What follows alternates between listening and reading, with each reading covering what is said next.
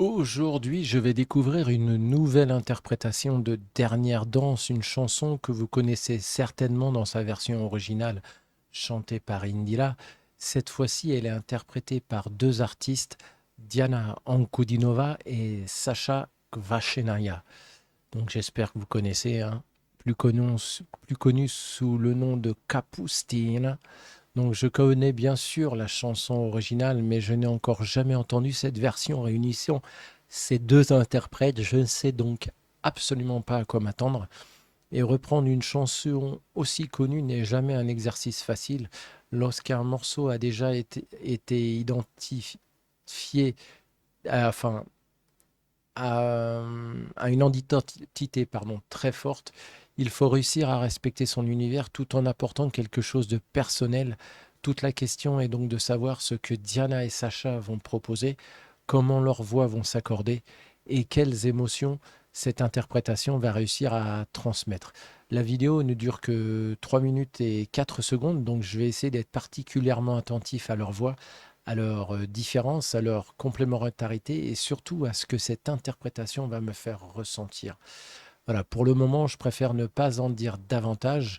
Je vais simplement lancer la vidéo, me laisser porter par la musique et vous retrouver juste après pour vous donner mon ressenti le plus sincère possible.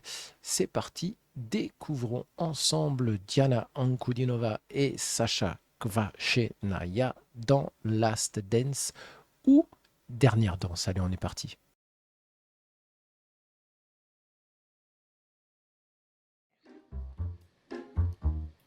Что такой тихий-то? А когда вступать? Не знаю, это твой минус. Ну какой-то он тихий, тебе не кажется? Да. Ну давай тогда под оригинал его. О, мастер, там О. даже написано.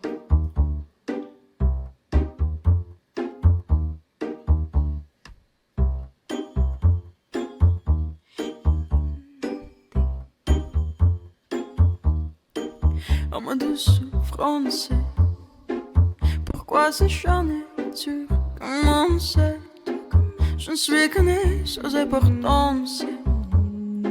Sans nous je suis ce peu rouge des danses dans le métro. О, мое страдание, нет ни конца тебе, ни краю. Я как ничтожное создание, без цели и словно в бреду, как привидение брожу. Je reviens le ciel sur la nuit. Je danse avec toi la pluie. Un peu d'amour après tout bien de je danse, danse, danse, danse, danse, danse, danse. Вокруг так шумно, страшно мне. Неужто все сгорю в огне? Не улететь в Париж, позволь оставив воль, воль, воль, воль, воль. Sur ce chemin de tuer sans cesse, je donnerai sans toi ma vie n'est qu'à des coups que brille de son ciel. День и ночь переверну, танцуя с ветром, дождь пролью. Надежда и на любовь шаг затянет. Пляс, пляс, пляс, пляс, пляс. Et dans le bruit, j'ai gorgé peur. Et sans tout réveil de l'œil, dans tout Paris, je m'abandonne. Je me vol, vol, vol, vol, vol, vol,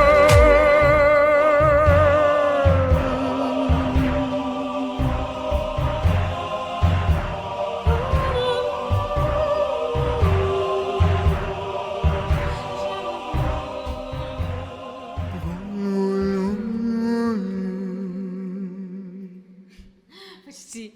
Ну как, прикольный экспириенс. Мне кажется, классно, когда перемешаны Я языки. думаю, если это слушать, вот быть зрителем, у тебя мозгочки прям работают. Да. Есть такое ощущение? Иногда, наверное, кажется, что такой, ой, я французский начал понимать, да? Такой вайбик.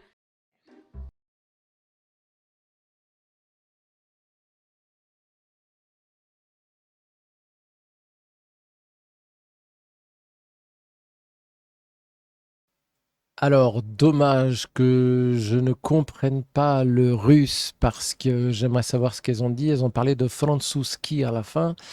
Je ne sais pas pourquoi. Donc, si vous pouviez me dire ce qu'elles ont dit hors chanson parce qu'il n'y avait pas la traduction.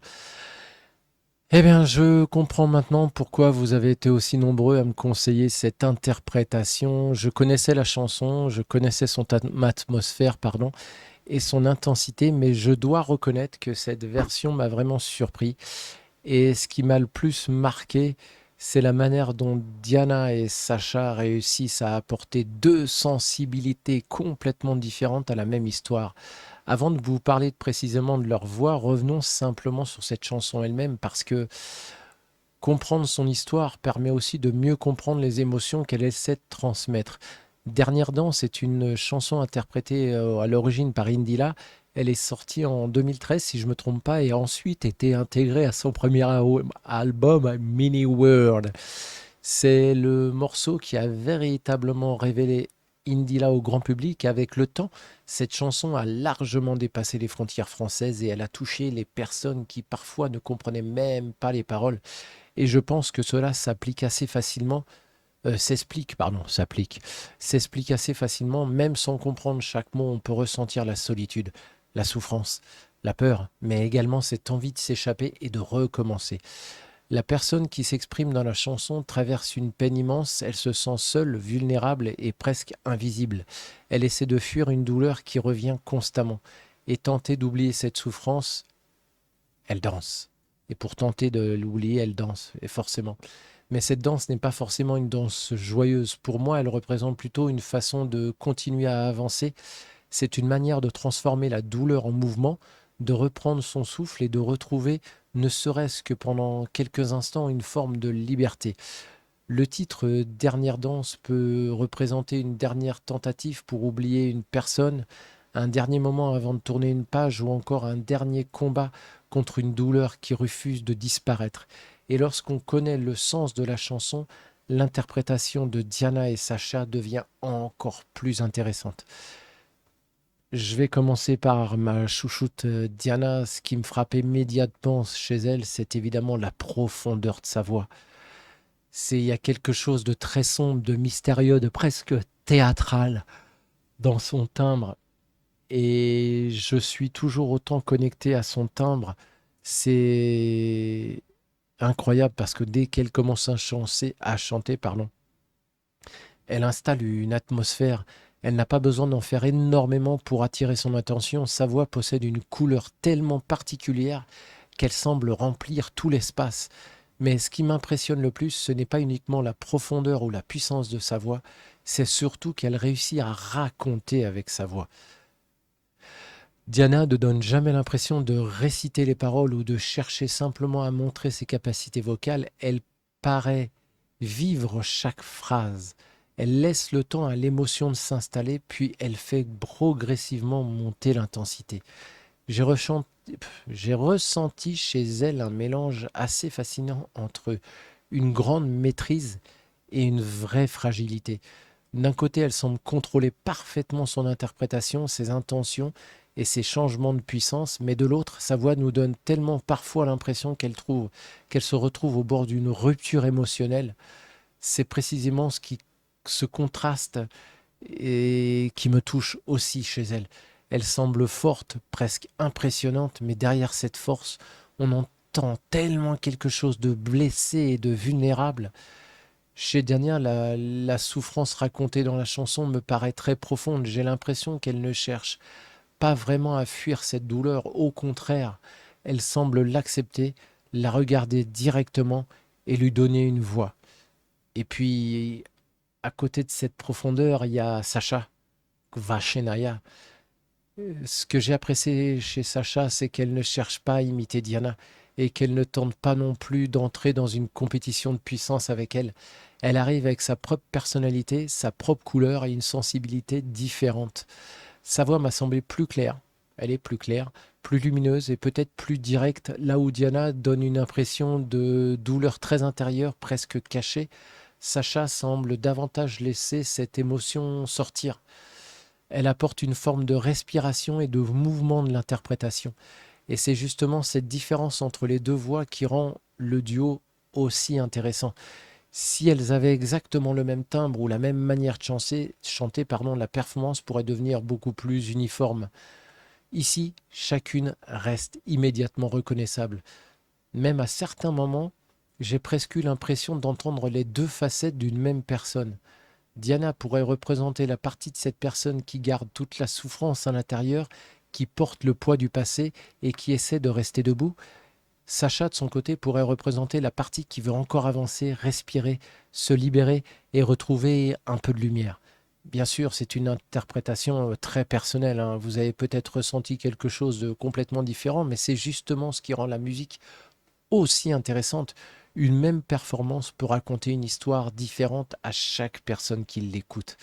Quand Diana et Sacha se répondent, je n'entends pas simplement deux jolies voix qui chantent ensemble, j'ai véritablement l'impression d'écouter une conversation. Parfois, elles semblent se soutenir, à d'autres moments, elles semblent exprimer deux émotions contraires, la peur et le courage, la couleur et l'espoir, l'ombre et la lumière. Et lorsque le voix se rejoignent, ce contraste disparaît. Au contraire, il devient encore plus fort.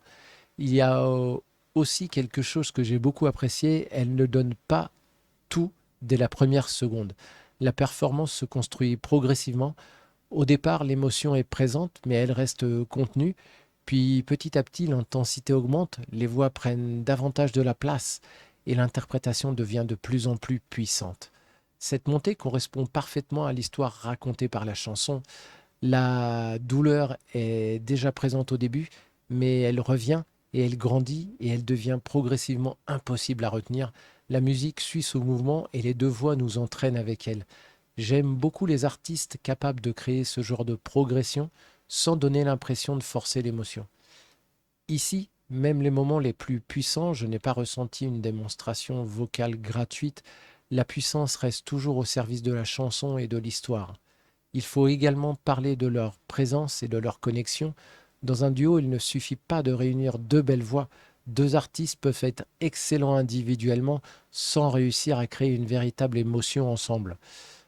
Dans cette performance, j'ai justement eu le sentiment que Diana et Sacha avançaient ensemble vers le même point émotionnel, mais en empruntant deux chemins différents.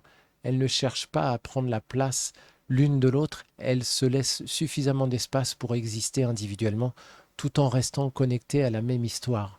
Et c'est probablement ce qui rend leur rencontre aussi naturelle. Ce qui m'a également marqué, c'est la différence entre le souvenir que j'avais de la version originale et ce que j'ai ressenti ici. La version d'India possède une fragilité, une élégance, une identité très forte. Diana et Sacha ne cherchent pas à effacer cette identité, elles conservent le cœur de la chanson, mais elles lui donnent une autre dimension, plus dramatique et plus intense. Grâce à leur interprétation, je n'imagine plus seulement une personne qui danse pour oublier sa peine, j'imagine deux personnes traversant la même tempête, chacune à sa manière.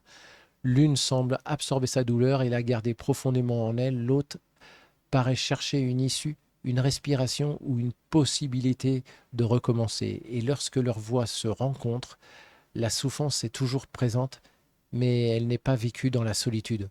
Pour moi, c'est peut-être là que se trouve toute la beauté de ce duo.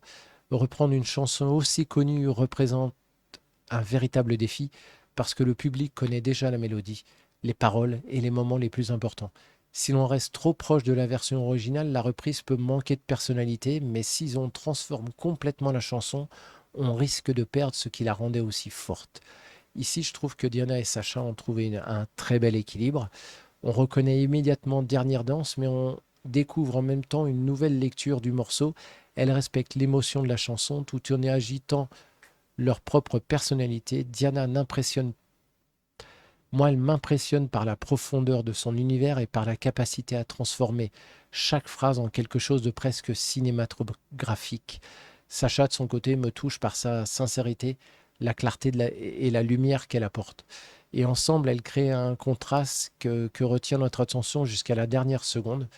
C'est le genre de performance que je n'ai pas seulement envie d'écouter qu'une seule fois. J'ai envie d'y revenir parce que je suis certain que certains détails m'ont échappé pendant cette première écoute. Et pour moi, c'est souvent le signe d'une interprétation réussie. Elle ne nous donne pas tout immédiatement. elle continue de vivre dans notre esprit lorsque la musique est terminée. Mon sentiment final, c'est que cette reprise parle autant de résistance que de souffrance. Oui, le texte évoque la solitude, la peur et la douleur, mais le simple fait de continuer à danser représente également une forme de courage. Tant que l'on danse, tant que l'on chante et tant qu'on ressent encore quelque chose, tout n'est peut-être pas terminé.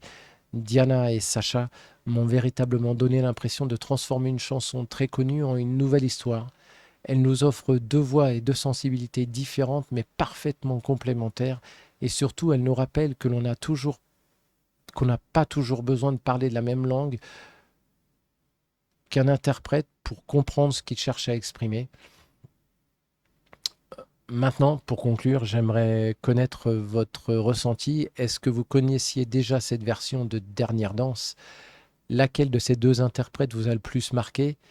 Est-ce la voix profonde et presque envoûtante de Diana, la sensibilité plus lumineuse de Sacha, ou justement la rencontre et le contraste entre les deux? Dites-moi également dans les commentaires, est-ce que la chanson représente pour vous et quelle autre performance vous aimeriez que je découvre dans une prochaine vidéo? Et si vous aimez cette découverte et cette analyse, vous pouvez laisser un petit j'aime, partager la vidéo et vous abonner pour ne pas manquer les prochaines vidéos. Si vous avez aimé cette découverte et cette analyse, vous pouvez laisser un petit j'aime, partager la vidéo et vous abonner pour ne pas manquer les prochaines réactions musicales. Je vous le dis deux fois parce que deux fois valent mieux qu'une. Voilà. Donc, on se retrouve très bientôt pour une nouvelle vidéo. Et d'ici là, prenez soin de vous, prenez soin de votre famille, prenez soin de vos proches, prenez soin de tous ceux que vous pouvez aimer. Et à la prochaine. Paka paka. Laisse-moi